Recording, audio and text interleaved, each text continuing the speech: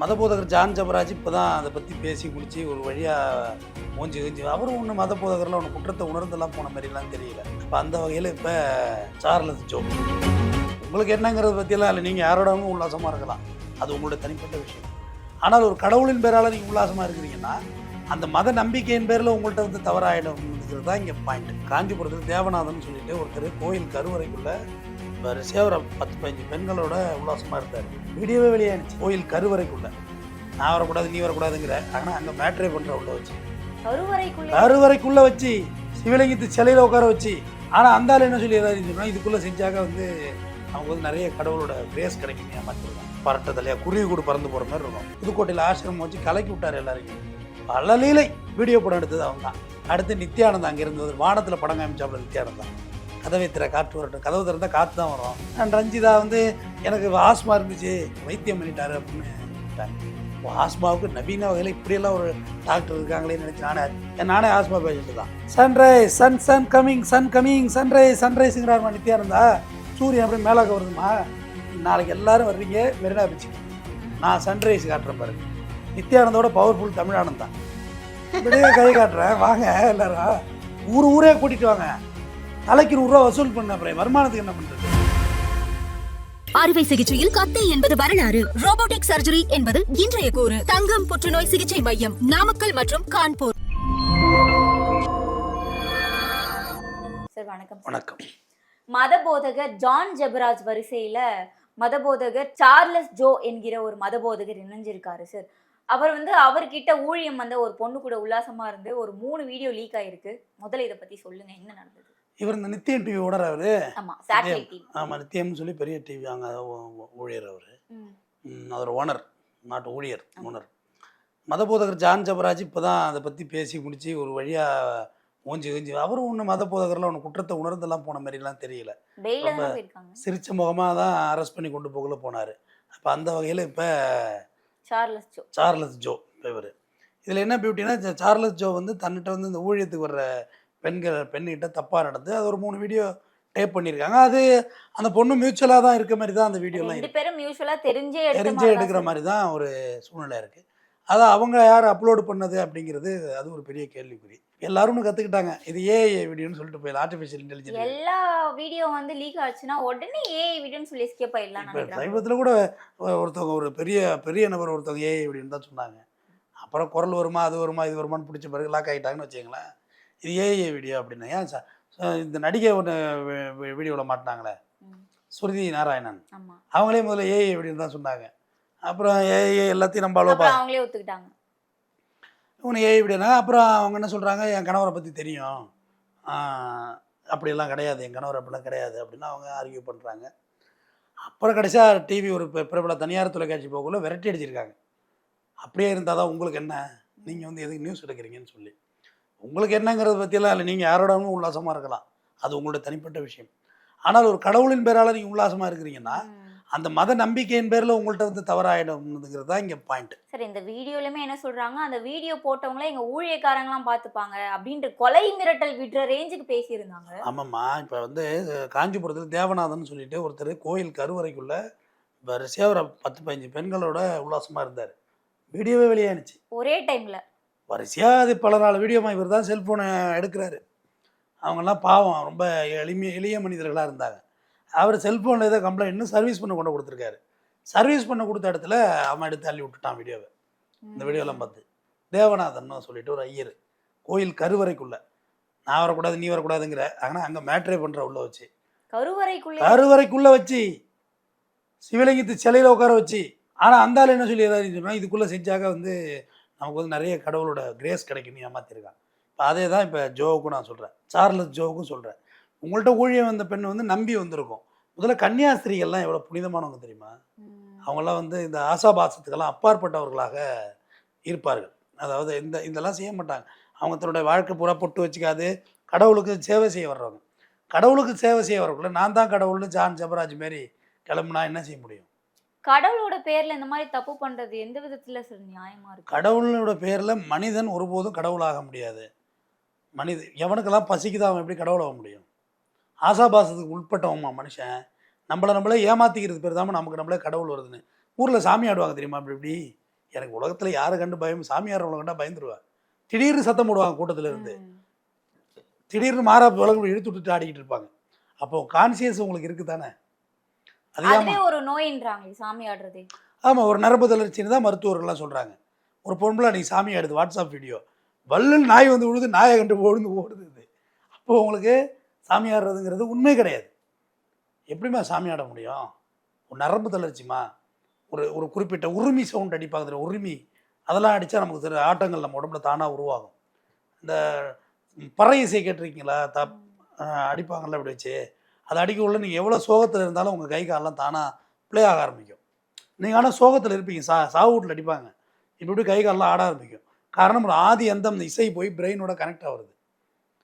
மனிதன் எப்படி சாமியாக முடியும்? பிரேமானந்த சாமி இலங்கையிலேருந்து வந்தான் முதல்ல இங்கே சாமியார்னு ஹிட் ஆனதுன்னா அந்த ஆள் தான். பிரேமானந்தா தலைமுடியெல்லாம் அப்படி இருக்கும், பரட்ட தலையா, குருவி கூட பறந்து போகிற மாதிரி இருக்கும்.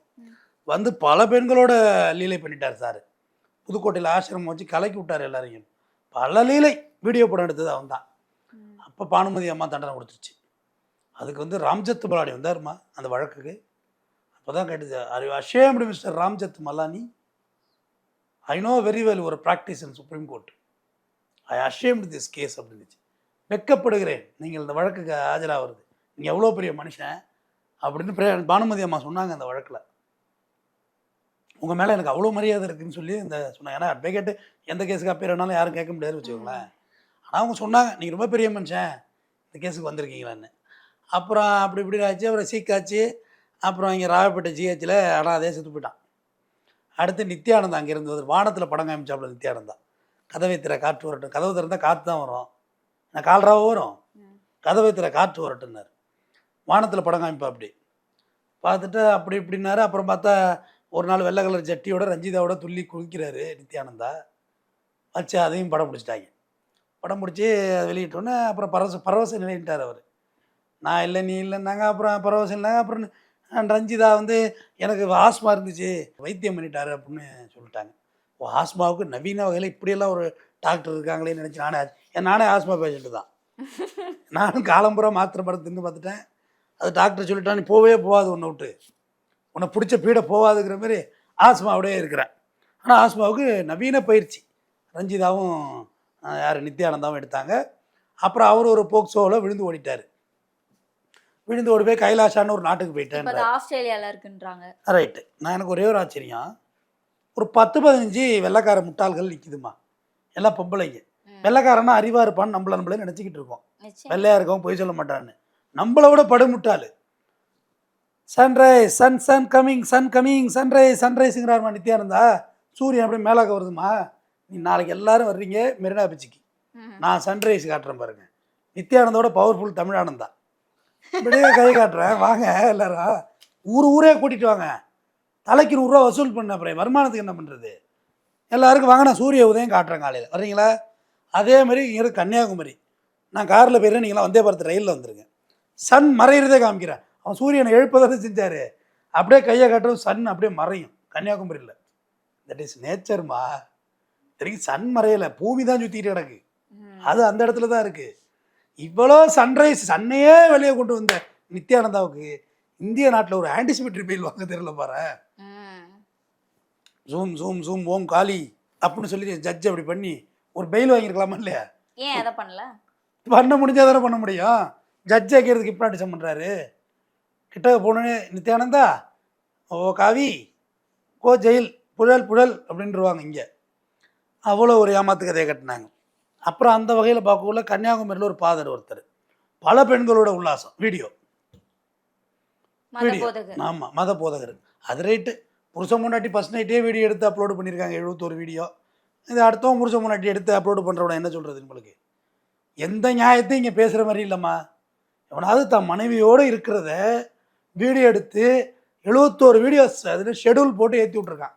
பிள்ளைங்க இருக்குது தினைக்கும். நம்ம கூட பேசியிருந்தோம் நினைக்கிறேன். ஆமாம், நம்ம எதை பற்றி தான் பேசலை, எல்லாம் தான் பேசியாச்சே. பேசுகிற நம்மளை தான் சார் திட்டுறாங்க, கண்ணப்புறம் திட்டுவாங்க. இப்போ சரி, நம்ம இந்த ஜான் ஜெபராஜ் பற்றி போடும்போது கூட இயேசு உண்மையை வெளிப்படுத்துவார், உண்மை என்னன்னு விரைவில் தெரிய வரும், நீ உங்களுக்கு எதுவுமே தெரியாமல் பேசாதீங்க, உண்மையை மட்டும் பேசுங்க, தப்பா எதுவும் பேசாதீங்க, அவரை பற்றி உங்களுக்கு என்ன தெரியும் அப்படின்னு பல கமெண்ட்ஸ். இந்த மாதிரி வீடியோஸ் லீக் ஆகும் போது கூட இந்த மத போதகருக்கு சப்போர்ட் பண்றதுக்கு ஒரு கூட்டம் இருக்கு சார். அந்த கூட்டத்தை ரெடி பண்ணி வச்சுட்டு தான் அவன் தப்பே பண்ணுவான். தனக்கான வேலையெல்லாம் முதல்ல ரெடி பண்ணிட்டு தான் அப்ப தப்பு எப்படி பண்ணுவான். சார் ஒருத்தர் இந்த அளவுக்கு கண்மூடித்தனமா நம்புறாங்க? அதுதான் மத நம்பிக்கை. அது கடவுள் நம்பிக்கை வச்சு ஏமாத்துறது. அதெல்லாம் நாக்கில் இந்த லிங்கம் எடுக்கிறது, நித்யானந்தா எடுப்பான் லிங்கம். லிங்கம் எடுக்கிறது, அது எடுக்கிறது, இது எடுக்கிறது. ஒரு போலீஸ் சூப்பரண்ட் ஒருத்தர் பேட்டி கொடுத்துருப்பாரு. அதெல்லாம் ஒன்றும் சார், சும்மா ட்ரிக்கு சார் அப்படின்னு நித்யானந்தா என்கிட்ட ஜெயிலில் சொன்னான்னு ஒரு சிறைத்துறை சூப்பரண்ட் ஒருத்தர் பேட்டி கொடுப்பாரு பாருங்க டிவிலெலாம். அதெல்லாம் ஒரு ஏமாத்த. ஏமா நானே வெறுங்கையில் 90 ரூபா உழைப்பேன். வெறுங்கை இருக்குல்ல, நானே 90 ரூபா உழைப்பேன். பெரிய அதிசயமா? முன்கூட்டியே சொல்லி தான் செஞ்சுருந்துருக்கலாம். கஞ்சி தண்ணி இருக்குல்ல, கஞ்சி தண்ணி, நம்ம சோறு வடிச்சோன்னா கஞ்சி தண்ணி, அதில் லைட்டாக 90 கலந்து சின்ன சின்னதாக பாலாக ஒட்டிட வேண்டியது. அது சும்மா வெயிலில் போட்டால் காஞ்சிரும் கொஞ்சம் நேரத்துலையே. சும்மா வெறுங்கை இப்படி தட்டிட்டு எடுக்கிறோமா, இப்படி எடுக்கிறோம்லம்மா, இந்த ஒரு விரல் எடுக்கல, அது இருக்கும், தட்டினா போயா வரும். இந்த 90 ரூபாய் நமக்கா ஓடுனா ஓட வேண்டியதா? நீ இது மாதிரி சின்ன இதெல்லாம் இருக்குமா வெறுங்கையில் செய்கிறது? அதேமாரி உன்னை வந்து நம்பர் நினச்சிக்க சொல்லிட்டு அது என்ன நம்பர் நான் கண்டுபிடிச்சி சொல்லுவேன். உன் மனசுக்குள்ளே ஏதாச்சும் ஒரு நம்பர் நினச்சிக்கன்னு சொல்லிட்டு அந்த நம்பரை சொல்லுவேன். அதெல்லாம் ஒரு சின்ன கணிதம். அது இதை வச்சு ஏமாத்தினா மிரண்டுருவ நீங்களாம். இப்போ ஐயோ கடவுளாகவே ஆயிட்டார் போல இருக்கு இவர் அப்படின்னு. இது ஏமாத்துமா? தமிழானந்தா இருக்கார்ல, இது சும்மாமா. அது ஜோதிடம் பார்க்குறாங்கல்ல, உன்னை வச்சு அசால்ட்டாக சொல்லலாம் உனக்கு ஜோதிடம். உன்னை பார்த்தாலே ஜோதிடம் சொல்லலாமா? உன்னோட முகத்தை, உன் கண்ணு, டாக்டர் போனா நாக்க நீட்டுங்க லைட் அடிக்கிறாரா இல்லையா? நாக்கில் ஒட்டுமொத்த வியாதியும் தெரியுது டாக்டருக்கு. கண்ணுக்கு லைட் அடித்து பார்க்குறாரு. எதுக்கு? நீ பொழைப்பியா பொழைக்க மாட்டேன்னு சொல்கிறது தான் வியாதியை பார்க்குறது. இது கூட ஏமா எவன் வேணா யூடியூப்பில் உட்காந்து டாக்டர் மாதிரி பேசுகிறாமா?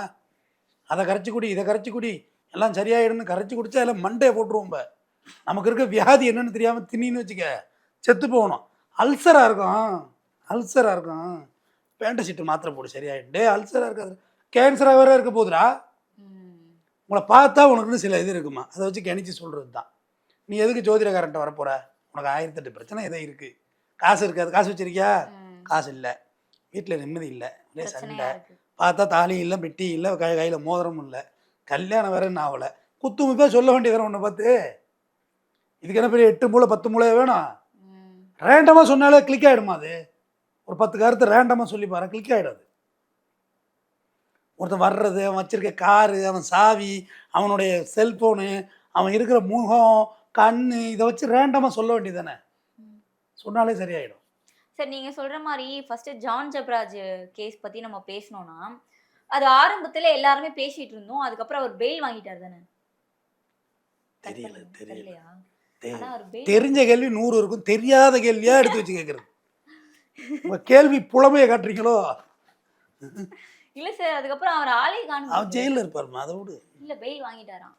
சரி விடு, வாங்கிட்டு போகிறேன், நமக்கு தெரியலை, பேசி அசிங்கப்படாத. சார் ஆரம்பத்தில் ஜான் ஜெபராஜ் அவர்கள் பாலியல் வழக்கில் மாட்டும் போது அவரை பற்றி ஒரே பேசும் பொருளாக இருந்தது. பிறகு அது ஆளே காணும், அவரை பற்றியும் யாரும் பேசல. அந்த மாதிரி தான் இப்போ சார்லஸ் ஜோ பற்றியும் நம்ம பேசுகிறதோட முடிஞ்சிருமா, இல்லை அடுத்த கட்ட நடவடிக்கை என்னவா இருக்கு? இப்போ நம்ம பேசுறதே பேசக்கூடாதுன்னு சொல்லி தானே கமெண்ட் போடுறாங்க. நீங்கள் யாருங்க பேசுறதுக்கு? உங்களுக்கு என்னங்க ரைட்ஸ் இருக்குது? நீ ஒழுங்கா, நீ ஒழுங்கா நம்மளோட உடை, ஆடை, நம்மளோட தலைமை எல்லாத்தையும் கிண்டல் பண்ணி எழுதுறாங்க. எதையாவது நாட்டில் 4 பேர் பேசுறது 4 பேர் இருக்காங்க. எம்ஆர் ராதா தான் சொல்லுவார், ஏன்டா நாட்டில் நல்லது போயிருத்து 4 பேர் தாண்டா இருக்கான், அவனையும் அடித்து கொண்டு போடுங்க, நாடும் வளராது, நல்ல புத்தியும் வளராது. அவன் அவன் சொந்த வாழ்க்கையெல்லாம் பார்க்காதீங்கடா, சொல்கிறது உன் அறிவுக்கு பொருந்துனா எடுத்துக்க, ஏன்னா போங்கடா அப்படின்னாரால எம்ஆர் ராதா. இது யாராச்சும் இப்படி தான் இருக்குது. இவங்க எல்லாம் எப்படி இருக்காங்க? இவங்க யார்? இவங்களுக்கு என்ன தொடர்பு? இதெல்லாம் பேசுனா எப்படி சொல்கிறோம்னா, நீங்கள் ஒரு மத போதகர், மதம் இருக்கோ இல்லையோ, சாமி இருக்கோ இல்லையோ, அதெல்லாம் 2வது பட்சம். நான் அந்த சப்ஜெக்டுக்குள்ளே போகிறது கிடையாது. ஏன்னா நான் பிறக்கிறதுக்கு முன்னாடியே தஞ்சாவூர் கோயில் கட்டியிருக்கு, நான் பிறக்கிறதுக்கு முன்னாடியே எங்கள் ஊரில் சிவன் கோயில், மாரியன் கோயில் இருக்குது. அப்போ எனக்கு அப்பாற்பட்ட விஷயத்தை போய் நான் எப்படி டிஸ்கஸ் பண்ணுறது? எனக்கு பிறக்கிறதுக்கு முன்னாடியே இருந்தது இல்லை. அப்போ அதை போய் அந்த நம்பிக்கையை போய் நான் குலைக்கணும்? தேவாலயம் இருக்குது, மசூதி இருக்குது, நம்ம அதெல்லாம் பேச வேண்டியதில்லை. ஆனால் கடவுளின் பெயரை வைத்துக்கொண்டு ஏமாற்றாதீர்கள், பணத்தை பிடுங்காதீர்கள், கற்பை சூறையாடாதீர்கள், நல்வழிப்படுத்துங்க, நல்ல போதனைகளை சொல்லிக் கொடுங்க. ஏமாத்துற இவங்க மேல தப்பா, ஏமாந்து போற மக்கள் மேல தப்பா? ஏமாறுறவங்க மேல என்னமா பாவமா? அவங்க ஒரு ஆடி தள்ளுபடி போட்டு ஓடுறீங்களா? உங்களை நீங்க சாமிக்கு ஏதாறதுக்கும் துணி கிடைக்காம கடவுள் பேரை சொல்லி இவங்க ஏமாத்துறாங்கன்னா, அதே கடவுள் பேரை வச்சுதானே இவங்க ஏமாந்துட்டு இருக்காங்க சார். நமக்கு யாராவது ஒரு நம்பிக்கை, இந்த பித்தம் உள்ளவனுக்கு எதை தின்னா பித்தம் தெளின்னு ஒரு பழமொழி சொல்லுவாங்க கிராமத்தில். உனக்கு நோய்வாய்ப்பட்டுன்னு வச்சு யார் சொல்கிறத ஒன்றும் நீ கேட்ப. அந்த அந்த பச்சையை அரைச்சி குடிங்கன்னா அரைச்சி குடிச்சிருவே. நீ ஏன்னா உனக்கு உடம்பு சரியில்லாமல் இருக்குது, நல்லாயிடாதா அப்படின்ற ஒரு நம்பிக்கையில் அந்த கோயிலுக்கு போனால் நல்லாயிடும், இந்த கோயிலுக்கு போனால் நல்லாயிடும், பசுகாசு தான் தண்டமாக போவோம். எப்படி நல்லாவும்? கோயிலுக்கு போகிறதுனா இப்போ நான் கோயிலுக்கு போவேன், ரொம்ப தொலைதூர கோயிலுக்கே போவேன். அது ஒரு டூராகவும் போயிட்டு வருவேன், மன நிம்மதிக்காகவும் போயிட்டு வருவேன். ஒரு பயணம் எனக்கு ரொம்ப பிடிக்கும், டூராகவும் நான் அதை யூஸ் பண்ணிப்பேன். பழனி போகிறோன்னா அந்தண்ட பொள்ளாச்சி, வால்பாறை, உடுமலைப்பேட்டை அந்த சரௌண்டிங் என்ன இருக்குது, ஒரு ரவுண்டு இங்கிட்டு கொடைக்கானல், இங்கிட்டு போடி, அங்கிட்டு மூணாறு, இப்படி ஒரு ட்ரிப்பு வைப்பேன். திருச்செந்தூர் போகிறோன்னா அங்கே அப்படியே ராமேஸ்வரம் அங்கே ஒரு ரவுண்டு வச்சுப்பேன். கோயம்புத்தூர் போகிறோன்னா அங்கே ஒரு ரவுண்டு வச்சுப்பேன். திருப்பதி போகிறோன்னா அங்கே ஒரு ரவுண்டு வச்சுப்பேன். சுற்றி பார்த்துட்டு வந்துடுவேன். கோயிலுக்கு போன மாதிரி இருக்கும், மனசு ரிலாக்ஸ் ஆகிடும். கோயிலுக்கு போனதுனால ரிலாக்ஸ் ஆச்சா, நான் ஊர் சுற்றுறதுனால ரிலாக்ஸ் ஆச்சான்னு எனக்கு தெரியல, ஆனால் மைண்டு ரிலாக்ஸ் ஆகிடும். அதே மாதிரி தான் இவங்களுக்கும். கோயிலில் போய்மா நம்ம இன்னைக்கு யார் சொல்கிறது யாருமே கேட்க மாட்டாங்க. நீ போய் அடுத்தது அழுது பாரு, எனக்கு ரொம்ப கஷ்டமாக இருக்குது அப்படின்னு யாரும் கேட்க மாட்டாங்க, உண்மையிலே கேட்க மாட்டாங்க. ஏன்னா அவனுக்கே 1008 பிரச்சனை இருக்கும். உன் கவலையெல்லாம் இங்கே கேள்வி கேட்குற அளவுக்கு நேரம் இல்லை. ஆனால் அதே கோயிலில் போய் அழுதா யாரும் கேட்கணும்? தெய்வமே, யாருமே ஹெல்ப்லெஸ்ஸாக உள்ளவனுக்கு எதம்மா நம்புவான்? ஜெயகாந்தன் ஐயாவோட வரிகளை சொல்கிறேன், கடவுள் இருக்கு இல்லை என்பதை விட இருப்பதையாவது நம்புங்களேன். பாரதியார் தான் சொன்னாராம், எழுதுகோளும் தெய்வம் எழுத்தும் தெய்வம்னாராம். எல்லாமே இங்கே கடவுள் தான். எழுதுகோள் பேடா இதுவும் தெய்வம், எழுத நல்ல நல்ல கவிதைகள் எழுத்தும் தெய்வம். பாரதி எழுத்தும் தெய்வம், பாரதி சொன்னதுமா. ஜெயகாந்தன் அதான் சொல்றாரு, இருக்கு இல்லைங்கிறதெல்லாம் விட்டுரு, இருக்கிறதையாவது நம்புங்களேன். அவர் தான் அந்த புதிய கோயிலெலாம் ஒன்றும் பெருசாக தேவையில்லை, இருக்கிற கோயிலே கும்பிடுவோம், போய் சாமி கும்பிடுவோம். சரி, ஜான் ஜெபராஜ் மாதிரி சார்லஸ் ஜோ மீதும் நடவடிக்கை எடுக்கப்படுமா? நடவடிக்கை எடுக்கணும், கம்ப்ளைண்ட் கொடுக்கணும். அவர் எப்படி இருந்தாலுமே ஒரு மதத்தை வச்சு அதை போதகரை வச்சு அது எப்படி சொல்கிறதுனா, உங்கள்கிட்ட கார்னரில் வந்தவங்கள்ட்ட தப்பு பண்ணிக்கிறீங்கன்னா அவங்க நடவடிக்கை எடுப்பாங்க. காவல்துறை நடவடிக்கை எடுக்கணும், புகார் அளிக்கணும்ல. வேறு யாரும் பாதிக்கப்பட்டிருந்தவங்களும் புகார் அளித்தா நடவடிக்கை. இவங்க இஷ்டப்பட்டே வீடியோ எடுத்து கொடுத்த மாதிரி தானே சார் இருக்குது. இஷ்டப்பட்டு வீடியோ எடுத்தாலும் வெளியிடுறது அஃபென்ஸுமா? இஷ்டப்பட்டே ஒரு வீடியோ எடுத்துருக்கலாம், அது வெளியிடுறது அஃபென்ஸ், எலக்ட்ரானிக் ட்ரெஸ்பாசிங். உன்னோட ஆபாச படமை ஒன்று வெளியிடுதல் விருப்பப்பட்டு எல்லாம் கிடையாது. விருப்பப்பட்டு தான் தற்கொலை பண்ணிக்கிட்டா கேஸ் எல்லாம் போயிடுமா? தற்கொலை பண்ணி உள்ளவருக்கே இங்கே அதிகாரம் கிடையாது நம்ம நாட்டில் சட்டத்தில். நீ உன் வெளியே உன்னுடைய அனுமதி இல்லாமல் உன்னுடைய இச்சை உடம்பை எப்படி வெளியில் காட்டுறது நியாயம்? சட்டம் அதை அனுமதிக்காதுமா. சார், மத போதகர் சார்லஸ் ஜோ குறித்து ஒரு சரியான புரிதல் கொடுத்திருந்தீங்க. தொடர்ந்து பேசலாம் சார். நன்றி. நன்றி. அறுவை சிகிச்சையில் கத்தை என்பது வரலாறு, ரோபோட்டிக் சர்ஜரி என்பது இன்றைய கூறு. தங்கம் புற்றுநோய் சிகிச்சை மையம், நாமக்கல் மற்றும் கான்பூர்.